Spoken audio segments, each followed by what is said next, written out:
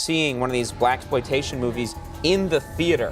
What was that like? I'm told that was unique. Imagine breaking down every barrier in Hollywood, becoming the first black woman to lead an action film, doing your own stunts, carrying a movie on your back, only to be punished for refusing to strip down on camera. This is the story of Pam Grier, a trailblazer who dared to be powerful, unapologetic, and in control of her own image in an industry that wanted her to be anything but. When she said no to a career-making nude scene, Hollywood didn't just say no back, it erased her. Pam Grier didn't enter Hollywood quietly. At a time when black women were confined to roles as maids, nannies, or exotic side characters, Pam burst onto the scene as a force of nature. Tall, athletic, and unapologetically dark-skinned, she refused to fit the submissive mold Hollywood demanded. She wasn't there to make white audiences comfortable, she was there to own the screen. Her breakthrough came with Coffy, 1973, a low-budget revenge thriller where she played a woman taking down drug dealers, crooked cops, and pimps, all without a man to save her. This wasn't just a role, it was a declaration of agency and power. Audiences loved it. Coffy even knocked James Bond out of first place at the box office, a feat that sent shockwaves through the industry. But behind the scenes, Pam's rise was met with resistance. Hollywood executives pressured her to soften her image, to smile more, to be less outspoken about race and gender politics. They wanted her to fit into the safe mold, a mold she refused to wear. Pam's refusal to do nude scenes that were exploitative and unnecessary was a direct challenge to Hollywood's unspoken rules. In an industry where an actress's body is often treated as currency, saying no was a dangerous act of defiance, especially for a black woman in the 1970s.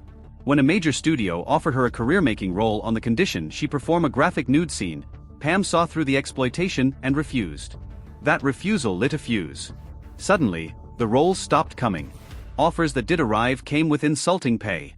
Studio executives whispered to casting directors that she was difficult and uncooperative. At just 26, she was labeled past her prime. Hollywood's favorite method of burying a star without admitting it was in full effect. Pam's story is inseparable from the black exploitation film movement of the 1970s. These films were low-budget, high-energy, and unapologetically in your face, putting black characters front and center for the first time. Yet, the very genre that made Pam a star was used to dismiss her work. Critics called these films cheap exploitation, a label that minimized their cultural significance and justified limiting their distribution. Pam was not just an actress, she was a brand, the first black woman to headline multiple action films in a row. She was bigger than the scripts, bigger than the marketing, and too big to be controlled.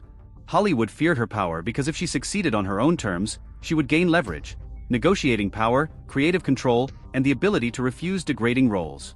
That was a threat the old boys club couldn't tolerate. Her subsequent films, like Foxy Brown and Sheba Baby, reinforced her status as a powerful lead who didn't rely on seduction but on strategy, intelligence, and violence when necessary.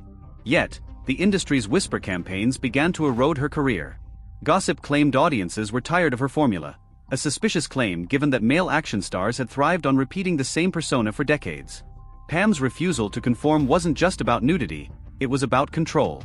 Hollywood wanted to package her body for white audiences, leaning into stereotypes of the exotic danger or forbidden fantasy. Pam saw this clearly and refused to play along. She was fighting not just for herself but for every black woman who had been boxed in by Hollywood's narrow vision.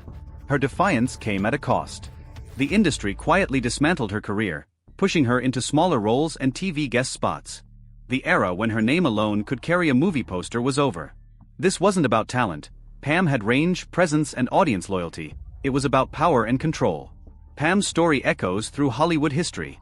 Other actresses, like Jessica Alba, Rachel McAdams, and Megan Fox, have faced similar pressures and retaliation for refusing exploitative demands. But while white actresses might face setbacks, black actresses like Pam risked complete erasure. In 1997, Quentin Tarantino's Jackie Brown paid homage to Pam's legacy, casting her in a role that celebrated her strength and influence. The industry praised her as a legend, but only after her prime years had passed, when she was no longer a threat to the status quo. Pam Grier's career is both a triumph and a warning. She rewrote the rules of who could lead action films, selling tickets worldwide and making audiences cheer without asking permission. Yet, Hollywood's machinery punished her for being too much, too outspoken, too independent, too powerful. Her story forces us to ask, has Hollywood really changed? Or has it just gotten better at hiding the ways it controls and limits black women?